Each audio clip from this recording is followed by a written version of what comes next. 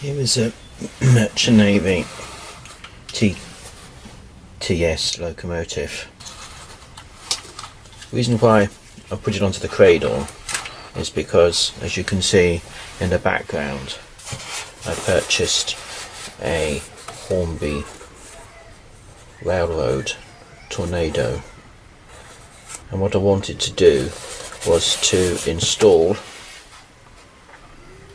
some TTS sound, which I purchased separately. This is for the tornado, and I was assuming that it would be a pretty straightforward fit. As a consequence, it hasn't turned out to be quite as straightforward as I would have liked. I note, for example, and that is, if I were to carefully pick this up, I don't know if the camera would see it, but you'll see just under the wheels that you've got the speaker just under them. I'm not quite sure you see it. Interestingly, you'll also see that they've got the little plug. Now, of course, this comes completely as one unit, and if one were to have something similar to this, obviously it means separating this and carrying out the appropriate solder units. When, for example, I take a look at the tender of the Hornby Railroad Tornado, you'll see that initially it looks as if it is very similar, except of course this has got 8 wheels and that has got 6. But I do note, for example, that I can see that there is the speaker under here, but you notice there is no aperture for a speaker in here. That in itself I think is important, because if I were to gently remove the tender body, which is a very simple process, you just take a small flat bladed screwdriver and you just gently prise it up. It's as simple as that. And then similarly, if I were to, then you need a little crosshead for this, and it's just one screw. It's very straightforward, very simple. You put it in and then you just unscrew the screw. This is slightly magnetic, which is helpful, because when it's undone, you just pull it out normally. You can see it will take the screw with it. Here we are. And it's done what I didn't want to do. I'll pick that up in a moment. It just basically clips off like such. Now, the reason why I want to point this out, because when I looked at the sheet that you can get to show the insides of the locomotives from Hornby, then you can see it's got weights. The weights are pretty simple to take off in a similar sort of way, and put them in there for safety. And I note just 3 flat packed weights, pretty straightforward. But as I was pointing out before, there is no aperture there for the speaker, which in itself, you know, you won't be able to fit it, even if I were to put the even if I were to want to put a fitting plate there, that's not going to go on there. Clearly it's going to scuff the wheels. It's going to cause problems in its running. And similarly, if I were to put an extra spacer in there, which as you can see would work, and if I were to drill out further apertures underneath in order to allow the sound to release more effectively, as it would do within this Merchant Navy class. However, having done that, then of course I would have problems on how to fit the weights on top. Yes, I could fiddle around and make other little bits and pieces to do that, but I feel that that was going to, in a sense, not be the end of the problem, because what I'll have to do then is to cut these wires and extend them. And the reason for that is actually quite straightforward.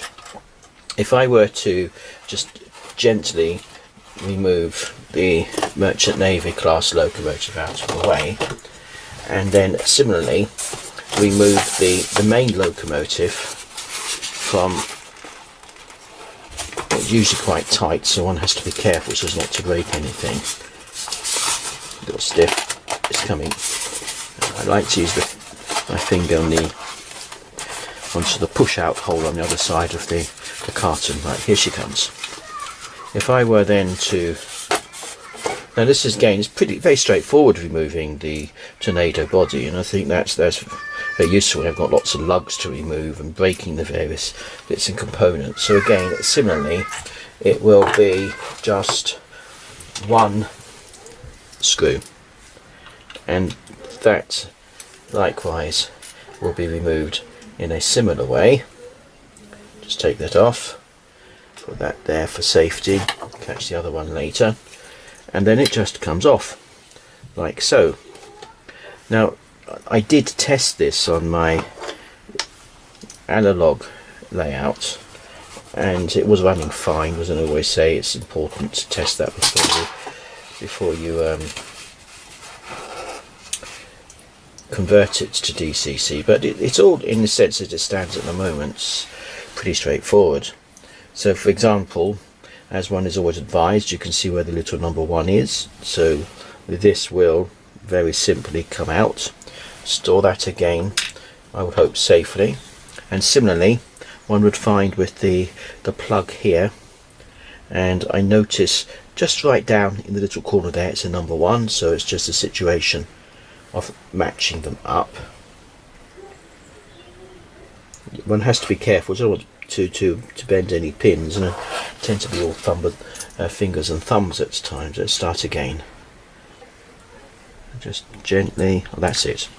It's in nice and carefully. Right, now the reason why I want to draw the attention to that is quite simple, because this locomotive, due to, you can see little bevel here, has a tight fit in the body, and similarly, as you can see, frankly there's no room, and the problem then of course comes is that when I want to install this, then it becomes apparent that there's literally nowhere where I can put that safely.